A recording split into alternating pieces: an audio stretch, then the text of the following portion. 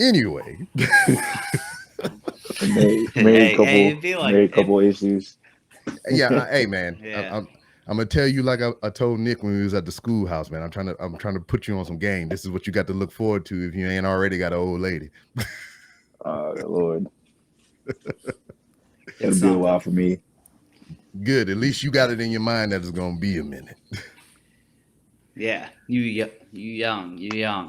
And it's funny, I never get to say that. So I'm actually the young buck of the group. But so you the young buck now. Ha ha. Rob Grandpa. Yeah. Oh man, I guess I'm the grand old man, right? Yep. I said your boy downstairs. He get the I get the big slice and he get the little slice because I'm the oldest. He the youngest. I actually did that before. Yeah. Oh word. So All right. what they was it you did you um, volunteer or were you voluntold? I was the youngest. Like it wasn't like in my battalion. I was Oh just in the okay. group that was there. We were doing. It was in 29 Palms. It was ITX. Oh We were doing shit. ITX, and Oof. but it was Yeah. The Marine Corps birthday. Like around that time, it was like they had a cake, and out of the platoons that were there, I was the youngest, so I cut the cake, and I Word. said like some little Damn. speech. That's I'm So not was it gonna off lie, the man. dome? That's something I always No. I read something. I don't remember what it was. Yeah, because the only time that I even seen something what like that would be at the military ball and shit, and then by that time that mm, part of the ceremony happened, I'm already 3 sheets to the wind. It's just like I don't remember none of yeah, we're planning ours now. I think we're gonna do it in downtown San Diego. And they're like, yeah, I think everything's gonna be fine. I'm like, yeah, besides like probably 5 NJPs come Monday. Downtown San Diego. Word. So like Hey, I'm cool with it. the time that you were in, how long were you in? I did 4 years. I went in when I Okay. was 18. Word. Okay. Like right after 18, Okay. my I tried to go in at 17, but my grandma was like, I ain't signing that because I needed my like the guardian approval. And I told her I was like, Yeah. okay, when I turn 18, I'm just gonna sign it myself. And that's what I did. Yeah. So it's funny. It's funny you say that because I said off air I was a recruiter. So I used to have these kids who were like gun ho to join, like so mortal to join, right? At 17. And I don't say just because we're on a podcast, whatever. Rob knows my personality. I'm a very like truth giver. Like I used to tell these kids how it is. Like, well, I'm gonna ask you MOS here in a second, but it's because like I want to be infantry. I'm like, yeah, well, this is what infantry means, big dog. You do this. Like, are you sure you want this? Because my thing is, I don't want to run into that dude at the PX one day and he's like, just gives me the big bird and he's like, yeah, this is your fault. Like, no. Um, and then, yeah, so I used to have these kids and recruiting a very hard job. And I'd be like, God damn, I wish his mom would just sign the paper. I can't wait for this kid's birthday. I'd buy him like a cake and everything. They go, come on down, bud. Happy You know what I mean? birthday. Because you said ITX, and I was just at ITX, and I ran into a kid. This dude had the option to be Seaburn, which is good for the civilian world dealing with gas and all that. And we Yeah. were going to offer him a 10 grand bonus on top of it. So whatever after No tax, way. probably 5, 6, whatever, right? He's like, nope, I want to be artillery. And I was like, yo, this is what artillery does, right? Because Rob and I are both motor T operators. I'm like, this is what you do. Like, we work with them. I'm telling you. And he's like, nope, I don't want to work in a microwave. That was his big thing. It's like, all right, whatever, dude. So we got him Marty, whatever. He left. So I run into this dude at the PX on Camp Wilson. And first thing he says, like, he dabs me up, like, yo, great to see you, Staff Sergeant, blah, blah, blah. And then he was like, I should have listened to you. He's like, I'm having fun. He's like, but I should have listened to you. And I was like, I know. Shoulda, coulda, woulda. What was your MOS? I was a 11, 311. Yeah, see, hey, you know all about it then. Yeah, it's pretty trash. Try not to curse. It was pretty crappy. Yeah. Oh Now But yeah. you say whatever you want on here. it was yeah, it was really tough, especially just being like 18 and going into that whole like you're a boot. This is Mhm. senior lance corporal and all of that, and it was really tough, just especially being that young doing that Mm-hmm. stuff. But I don't think I love it, and I don't think I would have traded it for nothing else. To be honest, when I was there, I hated it, but now that I'm out of it, Mm-hmm. I'm like it was dope. Yeah, And then, so when did you get out? So that was 2019, late. So like November 2019. Right. So just in general, I've said it to Rob before, like, you know, you probably witnessed it. So you were in from whatever, 15 to 19. Like, man, everything changing. But the one thing that don't change is the infantry. Like the Marine Corps, I'll say, and I never play, I'm the old man because that's not my personality. But the Marine Corps has just drastically changed a lot softer. You know what I mean? Like I got sat down the other day because I called the Marine a bitch. Like, you know what I mean? When Rob first joined, you joined in what, 2000, Yeah, 2000. 2001? That was probably second nature. Like you'd even take choice. You know what I mean? Like, hey, motherfucker, call me a bitch. Yeah. And So it's changing, and but the infantry is that constant though that they really don't change like that because they lived in the K spans next to us, and it was 0-4. We and I'm just up using the bathroom or whatever, and they're doing buddy rushes at 4 in the morning because it's nighttime still, so they're trying to get that training, yelling like, "I'm up, they see me, I'm down." And I'm like, yeah, they up, they see me, I'm down in my rack. So like there's 4 different well 3. I can't count. That's why I joined the Marine Corps. So there's 3 different time frames here or whatnot. So Nick, I want to ask you because I don't think I really asked you before. Like going in before you joined or whatever, before you got on the bus and went to, you know, did you go to PI? Yeah, Patterson. I'm a real Marine. Ha! Ha! You son of a bitch. But what was your perception going in? Like, because like for me personally, I went in 2000. So I come from a military family. My brother was in Desert Storm, Desert Shield. My father was in like Korea and all kinds of stuff. I had brothers and sisters that did all this stuff. So my mindset going in was like Full Metal Jacket type shit. Like motherfuckers gonna be punching me in the face. I was gonna have to fight and shit and daggone sleep with one eye open because I didn't want to get beat up with bars of soap in the sock and shit. That was my mentality going in. But when I got there, it was like, this is bad, but it ain't as bad as I thought it was gonna be, you know. Sure, a couple bad words, sure, getting called a bitch, and that's kind of out of my echelon or whatever. I'm like, hey man, don't even calling me a bitch, but it's just like at the same time I didn't want to get fucked up, so you do what you got to do. So I mean, Nick, what was it like for you? Then we go down to you and ask you as well. I honestly had kind of in a way, not a rude awakening, like I was scared or like a bitch or nothing like that, but man, I was just so out there. I came from a military family, but when I joined in 11, Afghan was still like popping. But man, I'm always like that. Yeah, but that's not going to happen to me. Like I was like, to be honest, I low-key forgot we were out of war until I was watching Raw one night conveniently, and that's when Cena was like, we killed Osama bin Laden. And I was like, oh shit, we're still at war. Like that's like a thing. And I'm a poolee at this time. So whatever, I'm thinking like, man, I'm going to do 4 years, go to Cali and get out. Like that's it. Then I go to boot camp and my drill instructor's like, you guys are all going to go to Afghanistan, blah, blah, blah. I'm like, nah, it's not me, man. I was the first motherfucker from my platoon to go to Afghanistan. But even then, like the word, first one. But the wording and all that, like I guess what you're saying, like the treatment, like it was whatever, man. Like I just kind of took to it. I kind of took to it pretty quick. So I was like, I kind of took to it as like, it ain't nothing personal. You know what I mean? Like you're going to have your good, you're going to have your bad. But it's just, I don't know. I guess I took to it good. I just didn't think it was going to be what I thought it was going to be. But once I was in, then I was like, like I get this now. You know what I mean? How was it for you?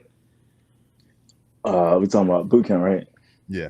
Just the overall perception just like before what you getting there. So I was at Paris Island, and my perception of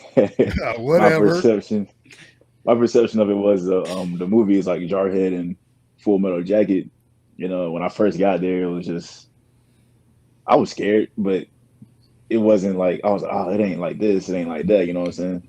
I was just like really pissed because like the first 3 days we didn't sleep, and I was just like really sleep deprived, I guess. I don't know. So there was a lot of what do they call it out there? Not PT. I don't know, when they take you to the sand pit. IT. A lot of IT. Yeah. It was like every hour on hours. Like, man, got sand everywhere. I'm sleepy, tired. I'm tired of screaming. But yeah, it was Yeah, it was man. cool. Yeah. Do you I still was, have boys that are still in? I do. Very few though. Very few. Yeah. Oh yeah, retention's not good in the Marine Corps right now. I'll tell you that. I will tell you that. But what were you gonna say, Rob? no, you threw me off with your retention. I can remember being the IT recruit. So it didn't matter if I did anything or not. Anytime somebody went to the pit or the freaking quarter deck to get IT'd, I had to go with them. I was just because I had that type of face, I guess. I don't know what I did. I showed up and it was like, anytime they go, you go too. I was like, I sir, okay. Haste It's for no just nuts. So reason. like anytime you think of that stuff, it's like you just look like in the moment it sucked, but you look back and laugh. So me and my boy joined together, and he was like, so complete opposite of me. Like I'm 5'10". When I went to boot camp, I was like 130, so I was a twig. He was like all-state football player, so literally like the complete opposite of me in size, right? And so naturally, physically, he was the better, recruit. But like one time, this dude, he had his laundry bag tied up like an inch too high, and we were rack mates, not on purpose either. It just honestly happened. And they're like, "Hey, recruit Garrity, who's your rack mate?" He's like, "Recruit," and he's like, "Good motherfucker, get your ass up here." And I'm like, I'm getting destroyed because this dude's shit was that much too high. And I'm like, man, this ain't right. And then me and him start beefing, not like actually beefing where it's gonna go to blows. And then we look at each other real quick and smiled because we both like, all right, we see what they're trying to do now. They see what we're trying to do now. Yeah. But it worked. Where were you stationed at? I was stationed in Camp Lejeune. Ooh. Oh shit! So yeah, that was my first one. Yeah. Yeah. So not a lot out there. Now old Jacksonville. I was just there in December for a course. And when I left being stationed there, it was 2014, man. Ain't much changed besides a couple different restaurants and a Zaxby's. Because I like Zaxby's, so it was pretty dope to see that. I'm a big Zaxby's guy. On the West Coast, man, they ain't got nothing like that. I'll say that. Besides like, the Mexican food and stuff out here, East Coast, I think, as a whole, I think just has better food. And I'm not biased because I'm from the East Coast, but even like Texas, like I have family in Texas, so I would go visit them in Dallas. Like, man, like you can't go get anything really that great here besides like, a nice burrito. Just shitting on the West Coast. Yeah, he is. Yeah. But I love it out here. I love the weather. I love living out here, though. That's the crazy part. Hey. Yeah.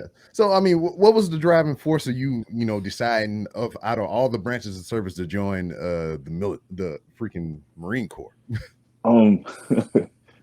Yeah. So in high school, I did play football, but I didn't like getting hit, so I stopped. Yeah. Like ain't nobody paying me to get hit, so I played basketball. Wait! I have to cut you off before we get back. You don't like getting hit, but now what you're doing. We'll get there eventually. Yeah, we'll get there because I don't want to get there now. Yeah. But I was very small. I was very small in high school. I didn't hit my growth spurt yet. Okay. But I did basketball and I did ROTC, and ROTC there was a Marine Corps based ROTC, so like it just kind of went with it. Did you go in with like any incentives or whatever? Did they, PFC or anything like that out?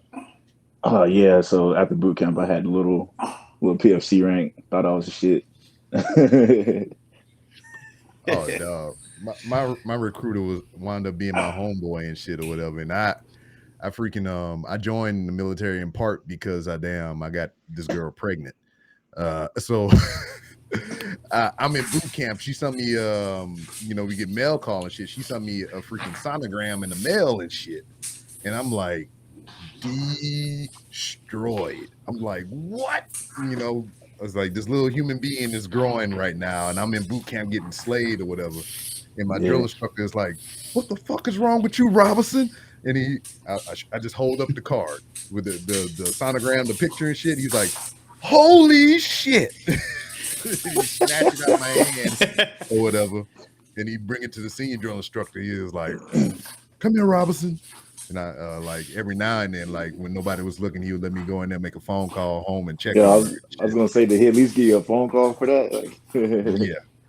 So he hooked me up every now and then or whatever. But I think that's why I probably wind up being the freaking quarterdeck Marine or whatever. Because damn, I was paying for them phone calls and shit. Yeah. You gotta pay for it somehow. Man, I still keep in touch with one of mine here, First Sergeant now, but yeah, the mythical phone calls. I never got any of those. Because you was trash. Yo, I'm not gonna lie, man. I definitely was not like the best recruit. I wasn't that recruit that got like the platoon in trouble or nothing like that. I guess I was average. I'm 5'10", like average height, average weight, white dude. So like nothing about me was special. You know what I mean? So I could definitely like see my drill instructor being like, damn, this dude probably sucks. Yeah. So like for you said you at the time you were doing sports and everything, you hadn't really hit your growth sport or whatnot. So what was the body change like for you coming in and going out of boot camp? Going into boot camp, I wasn't like chubby, but I definitely had a stomach. Like you could tell I like to eat, but that went down throughout boot camp. I guess I got big on cardio in boot camp. Like there's so much running, so much ITing, so much all that stuff. You know, like one IT session, mopping up my own sweat and all this and that. I don't know. I just got really big in cardio. And when I got out of boot camp, I had lost a lot of weight. I was probably like around 180 or something. I don't know. Okay. But I went into boot camp at like 170. I don't know. It was weird. It was really weird. Like I gained muscle and lost, I don't know, science and stuff. Yeah, nutrition. Knows how that shit works. Yeah. So just like, man, you go to daggone boot camp and everything. You get out, you go to MCT or whatever the hell, you hit the fleet and shit. I mean, what was that, that realization of hitting your first duty station, being, a fully formed Marine and everything? What was that like for you? So they tell you about the infantry. They tell you about the infantry like it's bad about being the boot. They tell about it, but like you don't know about it until you really get there and do it. And I remember like going after doing MCT, going to the fleet and all that. I had my sea bags, this and that, and I was like, "Oh, who's gonna help me take it upstairs or the elevator?" I remember me and my boy were going to the elevator, and then I was like some senior lance corporal salty. I had the little boot bounces, all of that. I was like, "What the fuck out of the elevator? This and that, blah blah." You take the stairs, it's like five stories up, so I'm like just dragging my sea bags up the stairs, this and that. Hell yeah! I just see like senior lance corporals everywhere because later on I found out that we were like a boot drop, and they love boot drops. So like before I got to found my room, I probably did like 1,000 burpees or something before I even got there. Oh my for God. All these like senior lance corporals, and I'm just like, man, what did I get into? Like, I want to call my recruiter, be like, yo, this ain't what you told me. Mm-hmm. Yeah, and now one question I have for you in regards to like the infantry side. So one thing in the Marine Corps as a whole that we preach, which I'm personally a fan of because I think it helps out a lot whenever you are done with it. But in the infantry especially, because it's the infantry, what was like your kind of leadership, like philosophy or tactics or just approach? What was your approach? Because I know over there, which if your answer is this, I can see why. But in the infantry, it's very aggressive, like more like I think everyone's a little aggressive, but obviously it's the infantry, like when you got to that senior lance corporal or if you got to corporal, whatever it was that you reached, what was it like? What was your take on leadership? Like, how did you approach it? So my take on like the leadership, so there's like, you have different kinds. When I was a boot, there was like different kinds of senior lance corporals. You have the really one that's aggressive, and you have the chill and laid back one, but like you still don't want to fuck with him because he can fuck you up at any time. And I think that's kind of the approach I had because me as a person, I'm not trying to be in someone's ass all day. It's just not me. But don't fuck with me either. You know what I'm saying? Mm-hmm. And I don't know. Does that answer your question? Oh yeah. Okay. Yeah, no, it does. It does. Because that's kind of always been my philosophy. Like the big thing I would say is you probably remember as well. Like when you get promoted to corporal, that's when people change. like these dudes who sucked. All of a sudden, just somehow, the stars aligned. They got promoted. Now they think they're the big king on the block, and they're just going to yell at Marines for no reason all the time. Like, man, that was never my approach. Like, the only time, still till this day, as a staff sergeant, the only times I really have to get in someone's like kind of ass is if it's accountability or safety. So accountability of any gear, like if we're on a hike or something and you lose a radio, it's like, all right, like you're going to flip that switch, or if you're going to hurt someone, like you're going to flag someone with a rifle or something, and I kind of feel, Rob, you were kind of the same way from being that corporal sergeant observing you, as staff sergeant. I felt that's kind of how you were too, for the most part.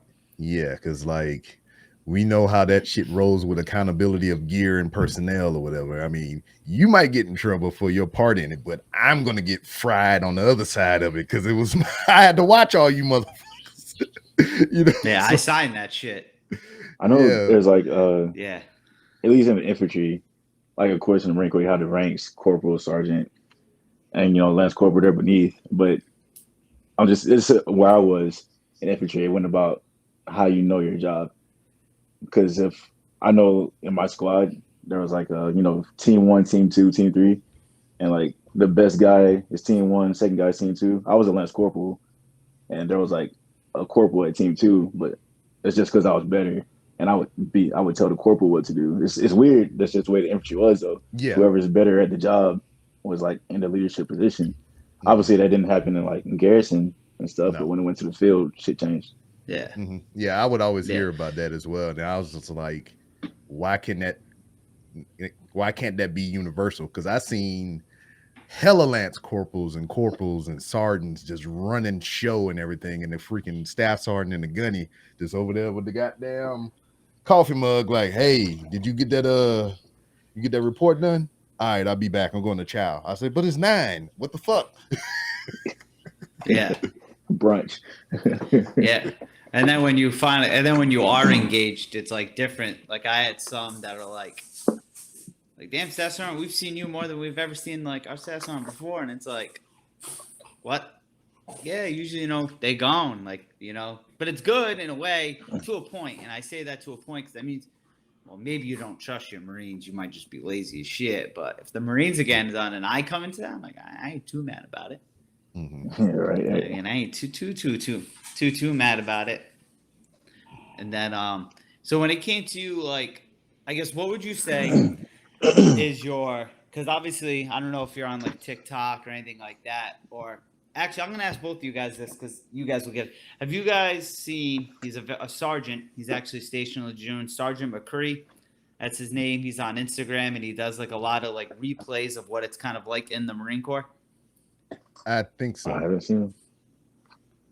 I'll send it into our little chat after this so you guys can see. But it's crazy because he's super popular. He's got like 50,000 followers now, and he's a sergeant. So they'll let him guest speak at like Lance Corporal Seminar and Corporal's Course. Word. But he kind of takes that step back approach when it's like when you first check into the fleet. All right, well, now go to SIF or this and that. He reenacts different scenarios. And it's funny because, like, I put myself in that shoes and I kind of take a step back and laugh. You know what I mean? And it's crazy because he's so professional but funny about the same time. Like, even, like, Sergeant Majors and stuff, he, like, commented laughing on his shit. You know what I mean? When it's, like, when you're in the car, like, one of them I tagged the Dunn brothers. And, like, when you're driving down the road and you're just bumping your music and then you look at your phone, it's like, oh, shit, Staff Sergeant's calling me. It's like, arrest Staff Sergeant. It's like you change your tone real quick. And then you go back to, like, doing your thing how it was before. You know what I mean? Or it's like, hey, how was your weekend, Marine? You're like, oh, good. Oh, nothing. Just laid low in the barracks. But in the back of your head, you knew you drove down to Myrtle Beach and got buck wild because it was like bike week or something down there. You know what I mean? So I guess where I'm getting at with this is for you, what was like one of your more like memorable stories, whether it's like a work one or not work one? You know what I mean? And you've been out now, so you ain't going to get in trouble with any stories you tell. So like just a memorable story. Like a story where some shit happened, like we got in trouble or something like that. Hey, whatever just you want to divulge. Like I guess like more in regards to something like you're just gonna like you'll laugh about. Like so like I ask people this all the time and they'll tell like just a wild story about them and the boys going down to like Myrtle Beach and just getting into a whole bunch of shit, or just some dudes like talking about shit they did. So it's really kind of up to you. You know what I mean? So like me and my like little squad or gang of guys I hung out with, like they always said that the higher ups were like scared to do anything to me, and I was like, no, that's not true. I get in trouble, but I kind of didn't. I don't know why. I did some messed up stuff every now and then, but they never really said nothing to me. But it was one night, it was like a Wednesday or Monday maybe, but it was one of our boys' birthday. So we took him to Driftwood. It's like a strip club Oh right my off God. Lagoon. Yeah, Right outside the yeah, come fucking on, front gate. Dude, And, Yeah, I was right. The I front was in gate. Lejeune. I was in Lejeune when they built that motherfucker. So I was there for the grand opening of the Driftwood. And I was just like, Hey, tell. I went in there and like they had a chick in there just dancing in like plain clothes, not even sexy or provocative or nothing. She was just walking around the bitch, just dancing on chairs and shit. And I was like, I walked in and walked right the hell out. Oh yeah, okay. Yeah, so we took him to Driftwood, and it's a crazy night. We like went all out for him. We put him on stage, had him whooped and all that stuff by strippers and all that. I don't even really remember, but I do remember waking up in my bed that morning, and everyone is down in the office except for me. And someone told him that I was there, and I remember going down to formation. I remember going down to formation, and they were just calling them out. They were like, "You seen Lance Corporals? Y'all ain't shit. Y'all going out to strip clubs, this and that, blah blah blah." And I think first time I was like, "Cruz, were you there?" And I was like, I remember I said yes. I said yes for a song or whatever, but he didn't do anything. And they ended up getting in trouble, and like one of them got MJP'd, maybe, I don't know, but like nothing happened to me. Bulletproof.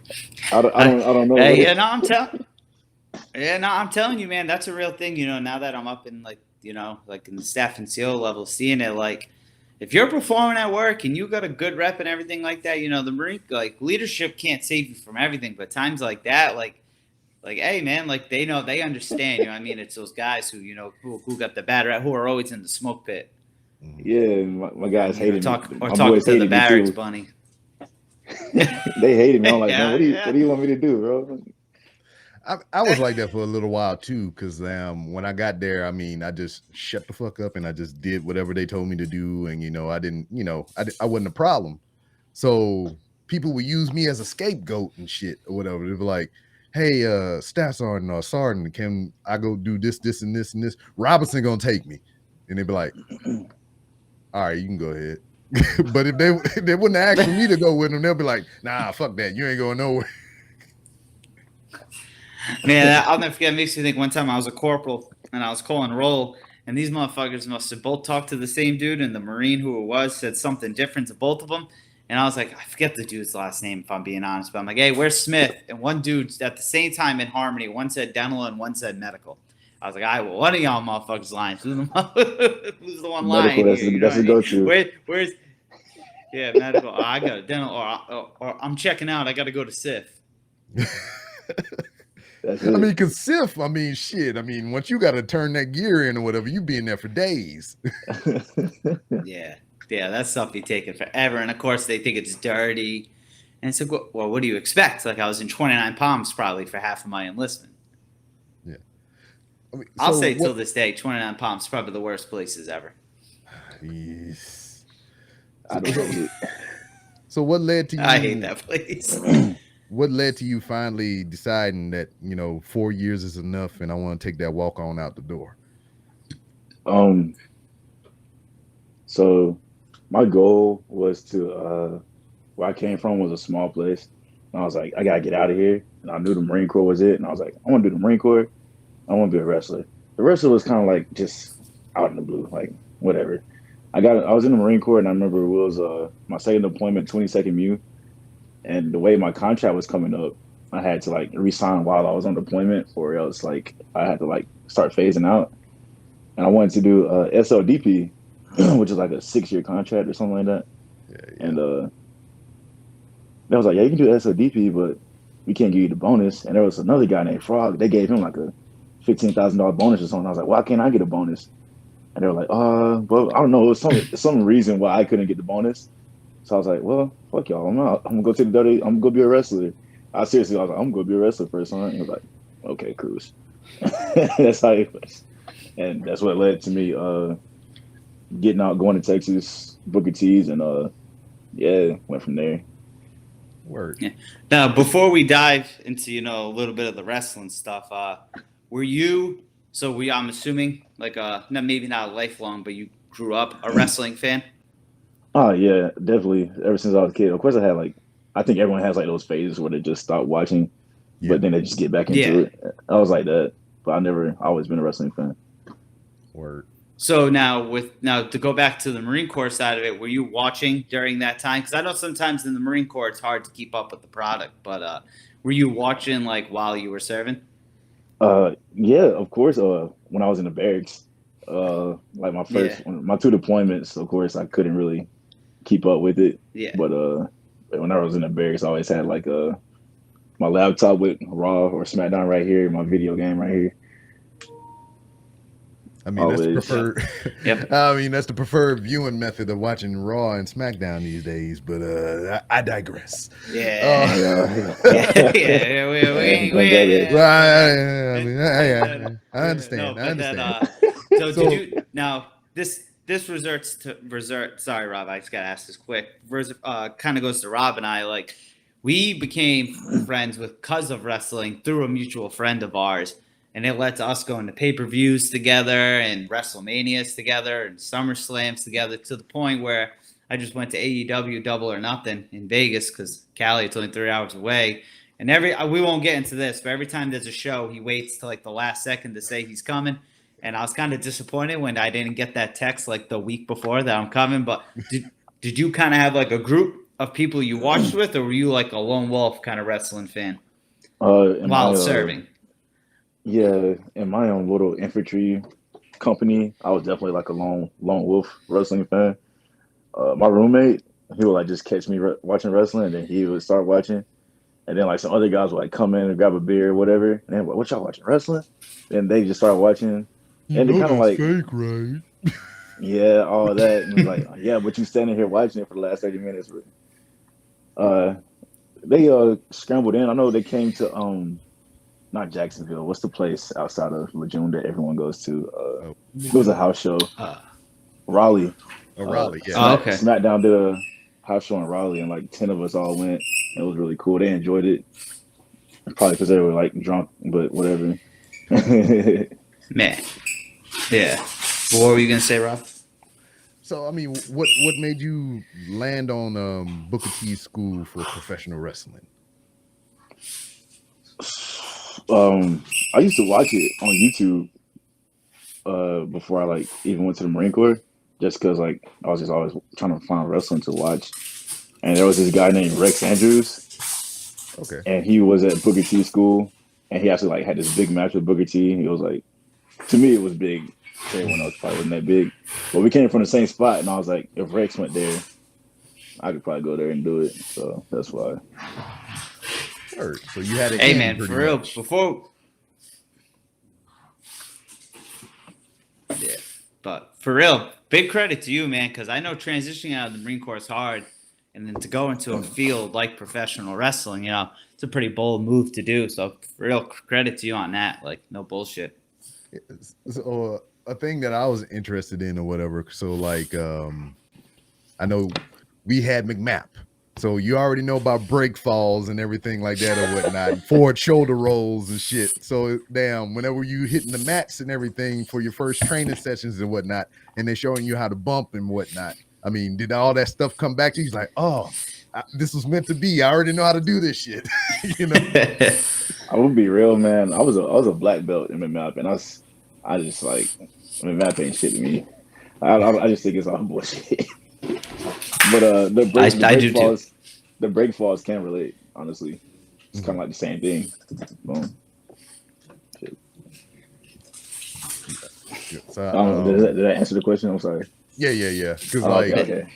Because I did the same thing when I was leaving. My last duty station was in Fort Leonard Wood, Missouri. That's where me and him met, and I fuck around. And I got in deep with an indie promotion out there, Central State Championship Wrestling or some shit like that. And I got in good with the promoter and everything. He's like, yeah, I mean, you in the military, you seem kind of fit and everything. What if we offered to train you? In exchange, you would train the people in the school or whatever. You know, you keep them physically fit and everything while we showed them the ropes of professional wrestling. I was like, you damn right I want to do that shit or whatever, right? So I show up or whatever, and I run sprints with them and everything and do, push-ups and all this other stuff, all the calisthenics shit, and they would teach me how to wrestle, how to do the bumps and everything like that. And the hardest thing for me, well, I wouldn't say the hardest thing. One of the things that I hated the most was taking a goddamn body slam. I hated that shit with a passion. I'll take a suplex. I'll take a German suplex, freaking anything, but a goddamn just plain Jane freaking body slam. So, I mean, for you, what was one of the moves that you hated taking? That I hated taking, at first at least, was probably the back body drop. Yeah, I don't know. I could see that. I had an issue with flying in the air and then trying to turn my body to take a bump. I don't know. Like the first 10 times I landed on my neck, but then sooner or later you get tired of landing on your neck and you do it right. Yeah.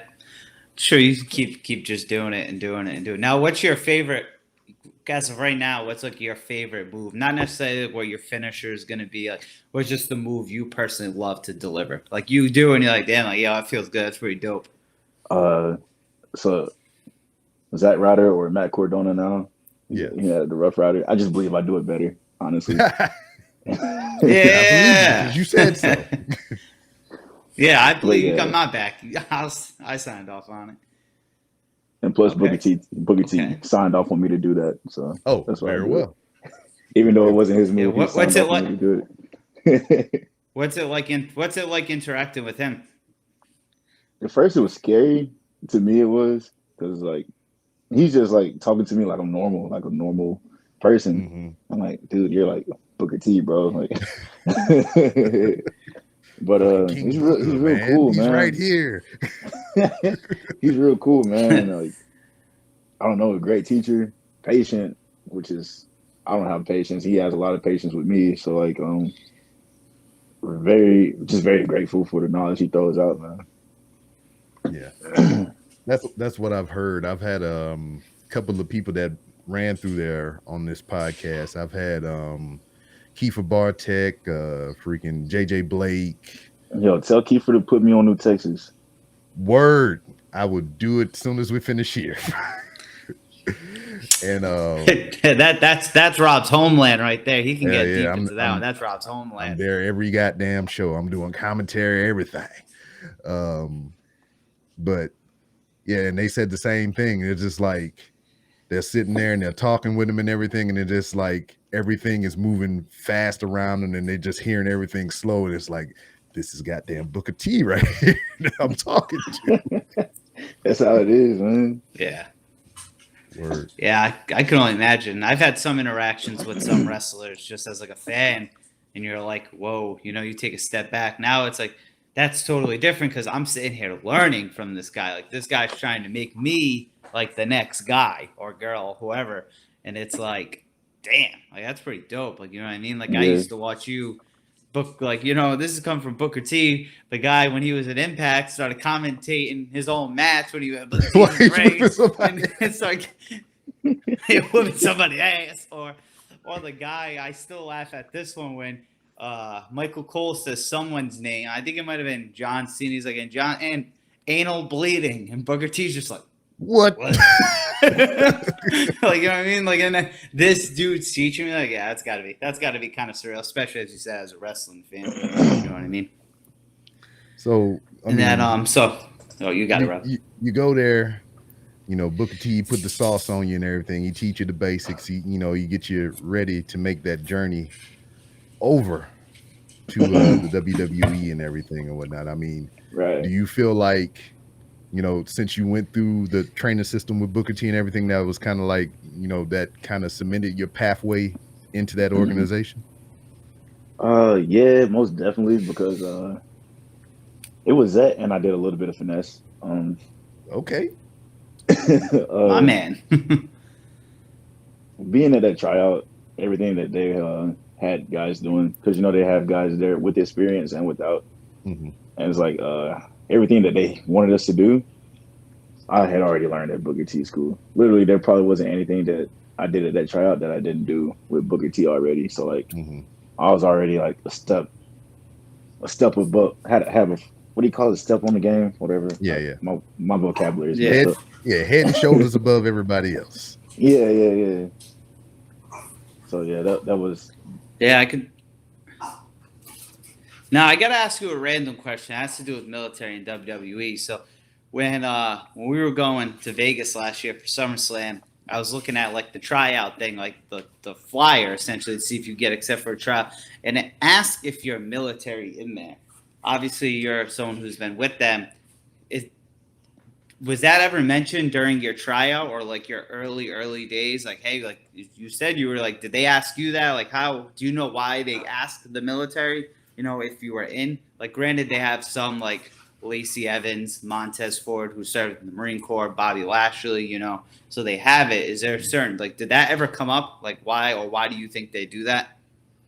So I really got no idea. I know when they in my little form that I fill out for a tryout, it asked about military, and I was like, yeah, and it was just I think it said like a brief description of what you did.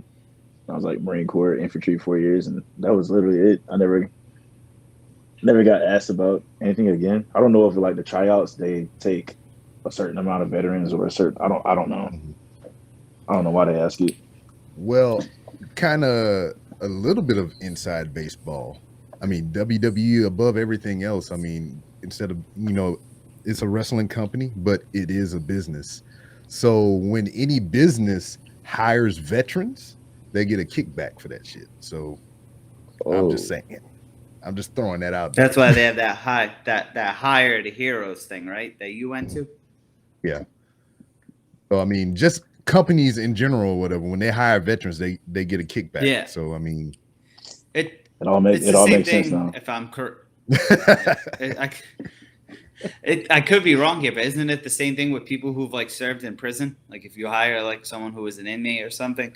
I've heard of Because I that, remember yeah, seeing but I that. know, I know Yeah. definitely for a fact because I went through the hired hero program and all that other stuff that they do give you a kickback for military personnel because that's why they have services like hired heroes and everything like that to help veterans get a job because I mean they headhunters, they trying to fit you in a position because they get paid and they get paid, Right. and you get a Yeah. job, so So it works out for everybody. yeah. So when you did your tryout, who like notified you like, hey, yeah, we're gonna take a shot with you. We're gonna give you something. So the first day of my tryout, I was probably in my group. They got signed. I was probably like maybe the smallest guy, seriously. But they I just had to stand out somehow. Like every time you got inside the ring to do something, they were like scream your name. And coming from the Marine Corps, I know how to scream. So Oh yeah. I legit like screamed like crazy. I made everyone look at me every time I had to go scream my name.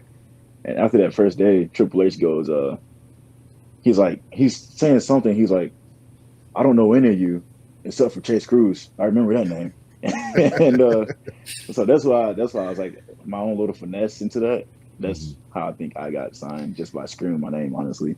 As dumb as it sounds, I think I got signed because I screamed my name. Word. No, But It makes sense. well, I'm sorry to answer your question. we They pulled me into a room, and Triple H and William Regal were right there, and they were just saying, "We want you to come train with us in Orlando." And that was it. Word. damn, I would have been probably crying like a baby. But, you know what No, I mean? That's pretty cool. you know what he though, you know did, what I mean? right? You know what he did, right? He's just like, all right, you got the What? job, whatever. And he stood up from the table, took a step back, and said, "All right, sir." And you about faced and walked. Yeah. Dismissed, I sir. Good morning, gentlemen. Oh my god, that's hysterical. I should do that. But man, like, Hey, so I leave that mean, impact. yeah. So I mean, you made that first impression, and everything. They offer you the training and whatnot. I mean, what was it like? I mean, after that, I mean, what was the training like, man? Because I mean, you saying the name that Triple H and William Regal said, "Hey, come train with us and everything." I mean, that just hearing that in itself, to me, it blows my fucking mind. But when you actually get down to Orlando, you get to the Performance Center and whatnot. What was that first couple of days of training like for you? Me personally, I was honestly scared just because I've never met wrestlers before. Yeah. And these are wrestlers that I see on TV and stuff. And but when I was there, I think Regal was like training in the UK or something, and Okay. Triple H had just had that surgery. So they weren't there. It was other coaches like Robbie Brookside and Norman Smiley. They're awesome. So Norman Smiley, boy. yeah, I watched it as a kid, everyone man. talks I about was just him. like, they were awesome. Learning from Coach Matt Bloom and so many people. But it was, what was it like, man? I don't know. The first few months there, it just felt like I was dreaming. It didn't feel like I was really there, to be honest. Like I was doing what I was supposed to do, but it didn't feel like I was there. Yeah, it's like autopilot. I mean, and plus, I mean, you came from an environment like from Booker T school to where you was doing this every day anyway, and then you just go to this different place, and it's just like, I can kind of relate to that. It's kind of like autopilot and everything, but I mean, it's just like, oh shit, Yeah. While you were training, was it kind of like a structured schedule, kind of like how the Marine Corps is in a way? Like, Monday through Friday from this time to this time training?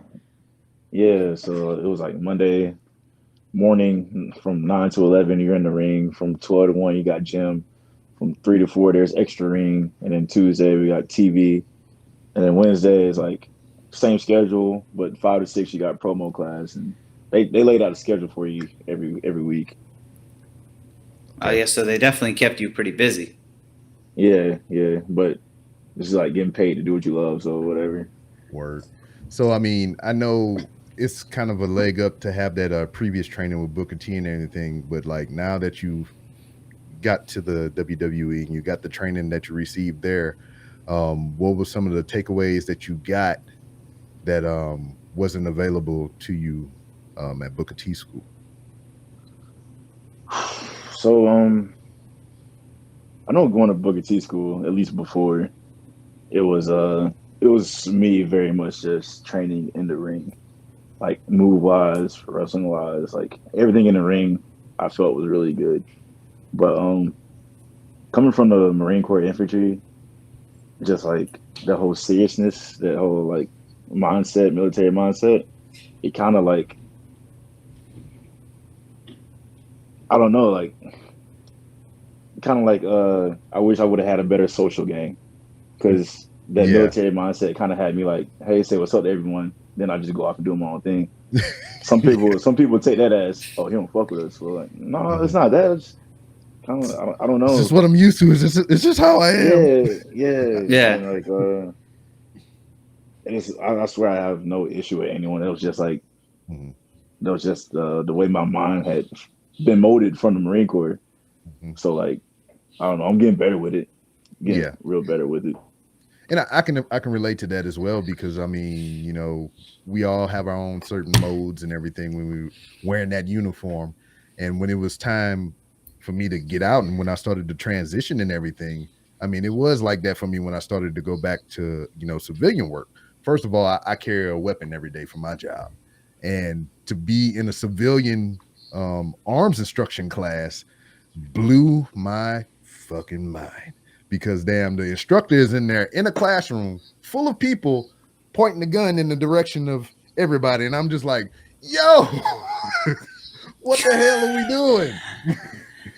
That's asking for an NJP. You're flagging everybody. What are we doing? I mean, I know it's not loaded, but still, come on, you don't train like this, and just going to different posts to stand duty and everything.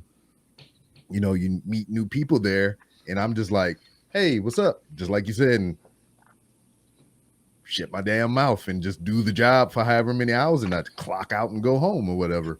And, just like, and I can relate to what you were saying, because shit would get around and get back to me about shit that I'm doing or perceptions of me. And I didn't even say shit or do shit. I come here, do the job, and I go home. Yeah. Yeah, I could definitely see that because I think it was Batista said he had that same problem like when he started.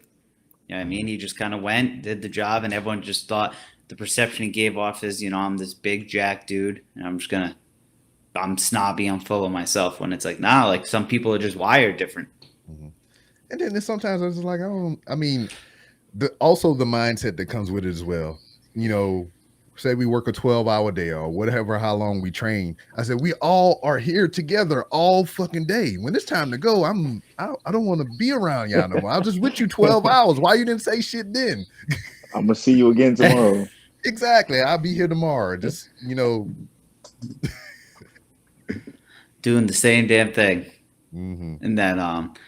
And then going back to it, because obviously the big guy at the helm right now for NXT, with your time there with Shawn Michaels, did you ever, obviously another, childhood favorite, adult favorite of people, what was it like interacting? Because we asked how it was with Booker. How was it with him? Honestly, I only had one interaction with Shawn Michaels, and that was after I fought Roger Strong. Yeah, I was like, it was my debut match against Roger Strong, and that went, I guess, okay. It went okay. When I came back, he was right there, shaking my hand, saying, "Good job, kid," this and that. But obviously, he's a busy guy, doesn't have time for little old me. But I'm sure if I would have wanted to approach him, he was approachable. It's me just being me. I was like, I don't know. But that was like the only interaction I had with him. I don't know. So during the training stuff, like who else was really like hands on with you doing this stuff? Is your dog fighting shit over there, dude? Huh? Is your dog fighting people over there? What's going on?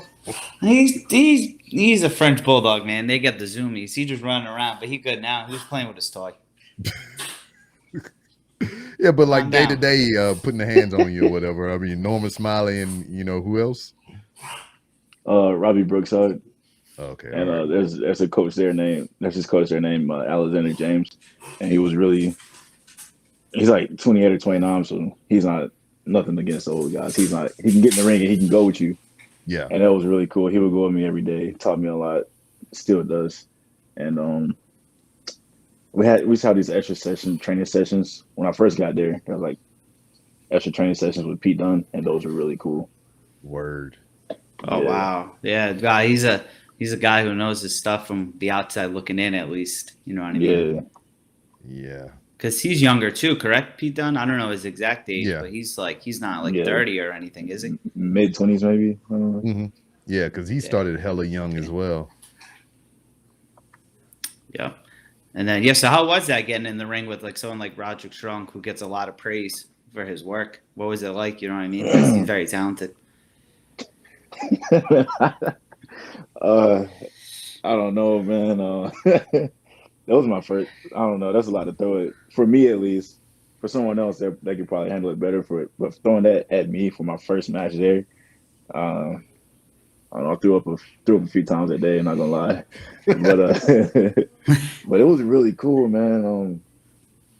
The whole time inside the ring, I remember he was talking to me, and I was just listening, and we were going, and I don't know, when the bell rung, it felt like it was over. So it wasn't a blur, but it was really cool, man. What's he call his finisher? What is it? What is it that he does again? I know it's like the backbreaker, but what's like the official name? I forget. I don't know the name of it. He hit me with that running knee. It took me out. I don't. Oh, jeez. Yeah, because that dude seems like not stiff, but he's got a very painful moveset. It looks like it could potentially be for someone in the all lower lumbar, just all out of whack. Yeah, lumbar. Yeah, and just So, I think the thing that hurt me the most was his chops. Oh man, yeah, he got some hard hands, from what I've gathered. I've never, but that microphone sound like it's right there when he hitting somebody in the chest or whatever. Him and Gunther and all the motherfuckers is popping people in the goddamn chest. and whatnot. Doesn't I mean, feel good. I got your list here of all your opponents that you've had. According to the internet, at least. All the losses I took. I didn't say it, but throughout your tenure there and everything, all the matches that you had, I mean, what do you, besides the Roderick Strong match, which ones were the most memorable to you? Pete Dunne and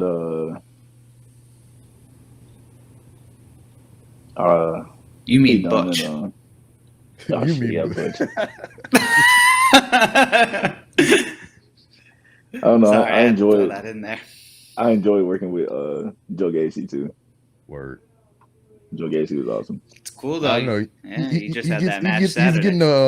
he's getting a hard rap right now for I guess the character work or whatever. I think he's freaking good. I mean, he alliterates very well and whatnot. And I know he has some tenure as well. He's a veteran in the game. Yeah, so I know. I'll just go into it like him and that Harlan thing. They had like it was at least from the black community. It was getting a lot of heat because it was saying like it's like clan type stuff, and then they had me in a storyline playing to it, and I was kind of doing my job. But I know Gacy outside of that character, and he's a great guy. Yeah. I don't know. I don't have nothing to do with the whole character rap and all that. People didn't understand. I was just doing my job, yo. They're like, yeah. I remember like seeing on Twitter, oh, he's disrespecting the black community, this and that. I was like, I swear, I can't win for losing.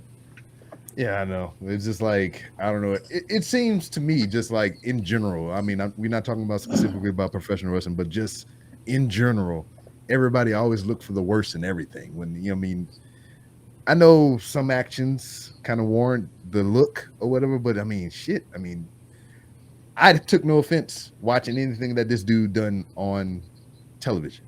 I mean, I thought he spoke well. I thought he delivered the character well or whatever. I mean, I took no offense in anything that he said, but I mean, people are just like always up in arms about some shit or whatever. Oh, you like goddamn mayo on your sandwich? Well, fuck that. I hate that. And I was like, wow, we got to argue, man. It's sandwiches. What are we doing? Yeah, most definitely. It's true though, man.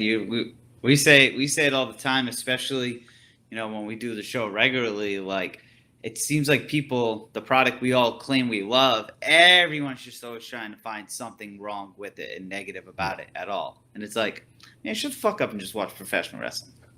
Yeah. I wish you know what I mean? So if you're comfortable answering this one, when it came to like friends, like, you got to train with Pete Dunne, are there any friendships that came that you still have till this day? That's why I'd say if you don't want to throw who you be kicking it with and stuff by any means, you don't have to. It's just any cool friends, even if it's yeah, man. A lot of my friends came from my tryout. So like, yeah, I was cool with Pete Dunne and Roger Strong, but like, I see it. It's probably they probably don't see it like that. I see it like it's levels to this. They're 5-star. Mm-hmm. I'm a 1-star. They don't see it like that, but that's how I see it. But Idris Enofe, and Malik Blade, love them dudes, man. Yeah, they're killing it, man.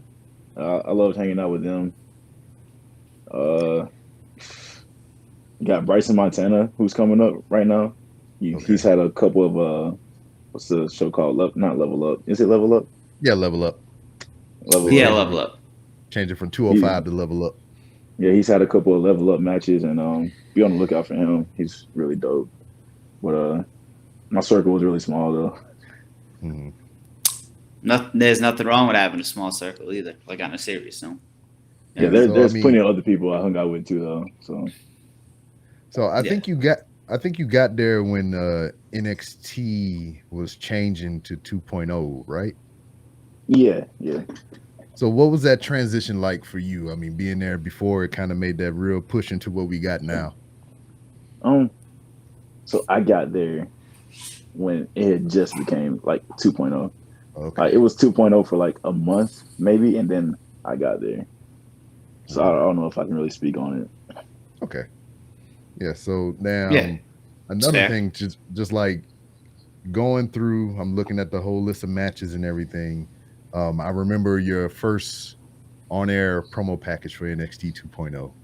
And then they played up the whole thing about the military shit. Now just like, it's my dude. Oh, wait. Okay. The the workout one was cool. All right, the workout and they had me with the flag and the military and all that. Yeah, that one was cool. Okay, I thought you were talking about the coffee shop promo. No. That wasn't my idea. I wasn't too fond of that one, but at the same time, it's like it's like the military, man. I mean, you told her to do something, you just gotta do just it. shut up in color. Yeah, exactly. That's exactly what I was doing. And hold on, and to go back to the military thing, because like I mean, me and Nick had this conversation not too long ago or whatever. But like when I was in from 2000 to 2016. The whole time I was in, and you know, I can't speak for Nick, but I never heard about this whole thing about the myth of Marines and crayons. I never heard about this shit until like years after I got out or whatever. I mean, was that something that was thrown around with y'all? I mean, I don't know where it came from, but I just knew Marines ate crayons. Yeah, I never heard that shit the whole time I was in. Yeah, so I feel I can actually confidently speak on this, Rob. And it happened, I swear, like right after you retired. The reason I say that is because I never heard of that at all either, right? And so Rob and I were MOS school instructors.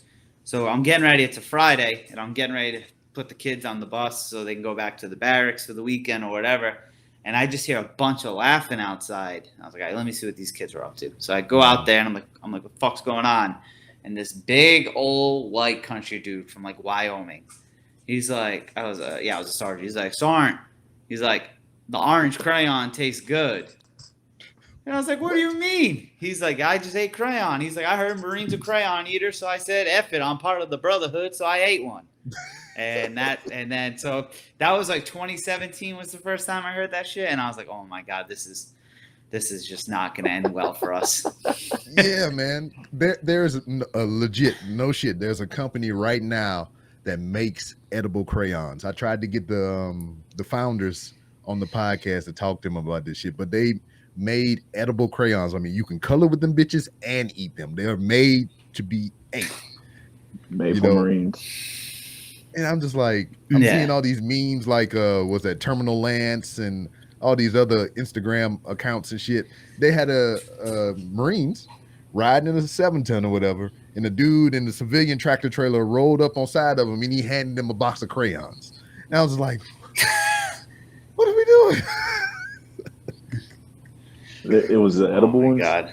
No, it was just straight up a box of crayons. Oh, wow. I'm like, what are we doing, man? I was like, I never heard of this. And then like, even for us there or whatever, that was the first time I heard the term motor tuh. Motor tuh. Goddamn students with the motor T-tilt. You got motor tuh tattoos on their back and shit. And I'm just like, what is this? What do you do? We All a goddamn cult too. Every MOS. Tell Joe Gacy to join the Marine Corps. He got it. Him and his Parker Boudreaux. You know, have them hop on. Yeah, have you ever worked? I mean, I know you had the match with Harlan or whatever, but like, were y'all ever did any work behind the scenes or whatever, just training together and whatnot? I didn't with them. No, I did not. There was like different classes, and he was in a different class, I guess. Word, because he was I think he was like a football player or some shit, right? Yeah, I believe so. Football player, boxer. He's huge. Big motherfucker. Yeah, that's what he was. He was getting comparisons to the next Brock Lesnar. Yeah. Right. Yeah. I kind of think that's what kind of deaded him, in my opinion. But I mean, yeah, that's a lot of big shoes to live up to. You know what I mean? Yeah. But so just like the promo packages and everything, I mean, the press releases from Fox News and stuff talking about you a Marine and all kind of stuff. I mean, how that hit you? Fox News talked about me? Well, Fox Sports. I didn't know that. Cool. Yeah, I mean, I'm looking at your profile right here. Hey, man, you're a humble dude, but you a little more on the map than you think. You know, it's a good thing, though. I mean, you got essentially sports got story about you coming from Booker T school. I mean, you got daggone all kinds of stuff. Yeah, the promo stuff was cool. You know, part of me was like, I don't know. I guess it's because like how I was raised. I don't know. I don't have an issue. Like, sorry, like kill kayfabe. I don't have an issue with losing in wrestling. I swear I don't. Yeah. But it was just like, I don't know. Sometimes things start to feel personal, and it might have been me just getting in my own head because it was like, oh, we got this really dope promo package, but yeah, I don't know. It's like things just went so downhill from there because I don't know how to explain it. Like it just felt like my career. I felt my grind going down and down and down and down. And it wasn't because like I was losing. It just felt like it was because I don't know. It felt like I wasn't given these opportunities to put myself over. Yeah, just a little bit. You know what I'm saying? Like I don't know how to explain it. It's like I can't explain it. I hope you get it. Yeah, I mean it's like no, I definitely do. I mean you can correct me on the count or whatever, but I mean you had from your time there you had like 11 matches this whole time or whatever, and then damn that's like 205 in combination with NXT. So it's just like I mean that's not really a lot compared to people that might have even came in your class or a little bit after you and whatnot. So I can understand that to where like, I mean, give me some time so I can shine, you know? Yeah. Don't put me with the Klansmen, you know? Honestly, I would have been down. Hey, you got to get that opportunity to shine, man. Yeah. Because I mean, because the package, and you know, I know the NXT was also headlong into the shift and whatnot. Because if like to us watching, it felt like everybody had to have a job at NXT 2.0 or whatever. Everybody had to be like, I mean, everybody has a character, but everybody had to be a character. Like this person was a boxer and this person was this thing and this one has daddy issues look like, and you know, just like they all had to be somebody. Was it a Taylor or whatever the hell her name? She a goddamn bartender with the country guys and shit. I'm just like, everybody got to have a job, right? Yeah, I would have loved to had some kind of itch, some kind of character. I mean, now that you said so it, my small story is that when I started at Booker T school, I was like really broke. I was wrestling in cargo pants, and then like I was like, man, fuck it, I'm gonna bring back the military trousers, and I started doing that.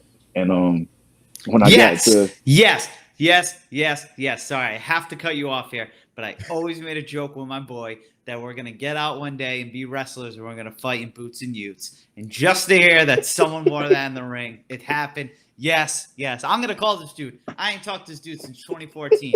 I'm gonna call him tonight and tell him that story because we still, every time we talk, I could go a year without talking to this dude. Well, it's been since 2014 now, but back then, and we'd always be like, "Yeah, dog, you got your boots and utes ready? We're gonna go out there, you know. We're gonna play the Marine Sim and go to the ring, you know."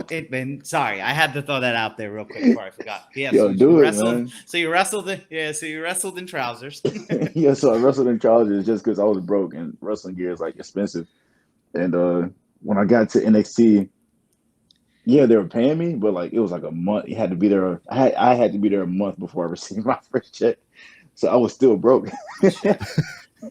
So I wrestled Roddy in my trousers, and I remember them. It was like creative team like, no, we want you to keep the trousers, this and that. And I was like, well, I'm stuck with this ex-military guy. Damn it. But it is what it is, man. Mm-hmm. But now, I mean, we're moving past that and everything, or whatever. I mean, we back down here. We're doing some training and whatnot. I mean, you feeling optimistic? Because I mean, I think you are. Yeah, I am. So when I got released, I had quit wrestling for like 48 hours. No, I legit, I was like, man, I'm just done. I don't want to do this no more. I was just like sitting there eating junk food, watching Harry Potter and stuff. And I started watching the Michael Jordan documentary. Mm-hmm. It was like one of the last episodes. Jordan was like, oh man, it just itches my mind. What if I just didn't run it back or whatever? So Like I'm still young. I'm gonna run it back for like another year, a year and a half, or whatever. See what happens, man. Who knows? Yeah. Maybe I can get on New Texas Pro. Yeah. Maybe I you got can. you. That's what everybody says. Hey man, I legit try, man. I legit Hey, Rob. try. Hey, Rob. I'm just saying he just called you out, so you got to live up to it. I know, man. It's just like fuck. It's like Kiefer, come on, man. Now, a question, I guess, if the stars align, because obviously you got two fans here. We're going to be cheering you on every step of the way. Y'all don't have to Now, lie. name picks up. Nah, hey, for real, dog. Goddamn. From day one. Yeah, from day one.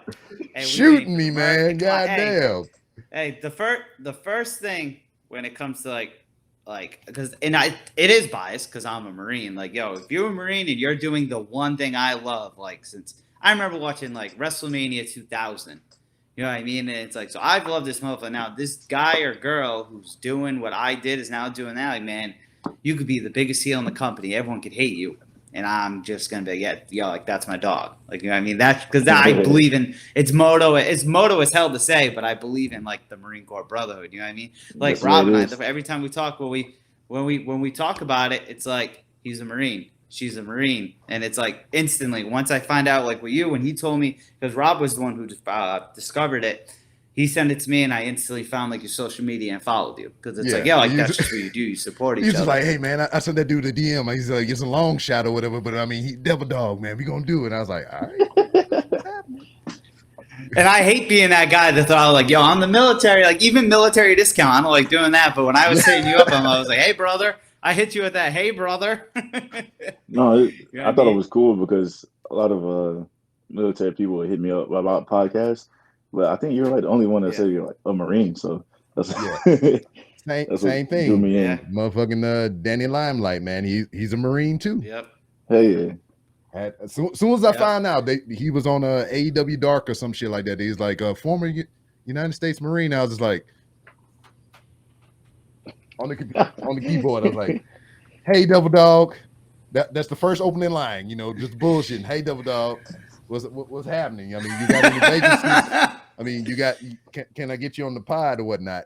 And he didn't respond to me for like a month, and he put out a tweet saying that, hey, I got these days open. And this was like a month after I found out he was a Marine, and I DM'd him. About a month later, he put out a tweet. He's like, hey, I got these dates open. I'm looking to do podcasts, this and that and the third. And I was like, well, hell, I wish you would have checked your DMs like a month ago. Just like, didn't know if he was going to respond or not. He's like, what? And then he DM'd me. He's like, man, when did you DM me? I was like, a month ago. He's like, man, you know how many DMs I get? And then now we made it happen. Oh, yeah. That's awesome. So what's your next goal with professional wrestling? Like, obviously everyone's like, I want to be the world champion of some company. Like obviously, like shit, I want to be the world champion of a company, but you know what I mean? Obviously you got to start small. So what's like your next small goal or your next goal that you want to approach? So like, the New Texas, but I'm just joking with him about New Texas. If you don't get me on, it's all good. It's a lot of big timers on New Texas. I ain't there yet. But my next goal, man. So I always when I was in the Marine Corps, I had a team leader. His name was Jose Contreras. That's just like guy I stay with, cool dude. But he always like, we were hiking. He always say, keep pushing. I don't know my next goal. I'm just pushing right now. So that's just keep pushing. I'm in school for firefighting as well. So like, I'm not like. Oh, nice. Good luck. Oh, word. I mean, at least they taught you a fireman's carry. So I mean, you got that down. I mean, yeah, you already got that. You know what I mean? You got plenty of experience doing that. I was like, someone's gonna make that joke. Yeah. There it is. Yeah. I'm the man. Hey, hold on. Hey, let me Rob, hit the drums on it. Hey. Yeah, you just got to know you got a good following behind you, so you'll be good. You'll be good. You just got to keep pushing.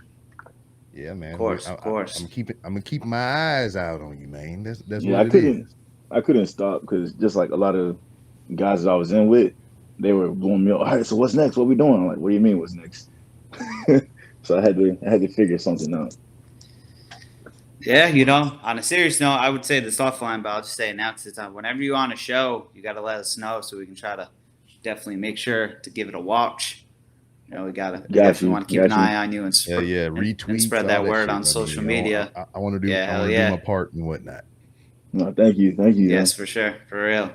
Yeah, of course. And then, yeah. So before we wrap it up here, just honestly want to say thank you first off for taking your time, answering the DMs. You know, even like the little things, like when you were messaging me about the Celtics, like I never thought, like it shows the type of person you are, to be honest, man. Yeah, which by the way, the Celtics did get that W, and we got that W last night, and we gonna get that W, and we're gonna get that W tomorrow, and I'm on duty tomorrow. So if the Celtics win, I'm gonna shoot that. Yeah, I know. They got me there. They got me for duty on a Friday. But if the Celtics win, I got 30 rounds. I'm gonna shoot at least 10 off in the air, celebrating another W. No, I'm just kidding. That would probably be my career. But you know what I mean. I'm excited. So go Celtics. But like I said, it just shows. Yeah, that's why, and it's in Boston, so we gotta hope. You know what I mean? Oh, look, there it is. I'm talking to him right now. Keep going like, who is that kid? Get him out of here. No, but it just, so back to it. Yeah, it just shows the person you are, though. You know what I mean? Like, you could have left this simply as, hey, this dude, like, they're cool. They're Marines just like me. We can do a podcast, and you reached out like that. So little things like that go a long way, man. So I think if you keep that up, you know, it shows the type of character you are. I'm pretty sure you're going to succeed. Yeah. And say hey every now and then and stuff instead of going in the corner and shit. Oh, you talking about New Texas?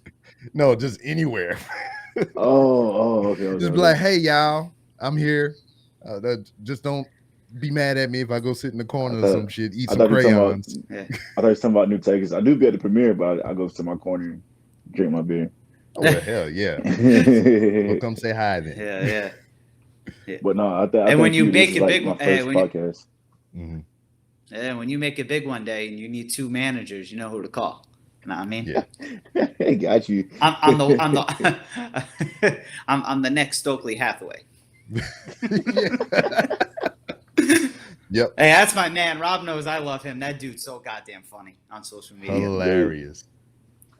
He's hilarious. And he actually subtweeted one of my tweets. Because I'll randomly tweet at wrestlers just to see what's up. And I tweeted him. I said, I can't wait to see. And I think his Twitter handle's like Malcolm Belly. I don't know if he's changing that now that he's not Malcolm Bivens.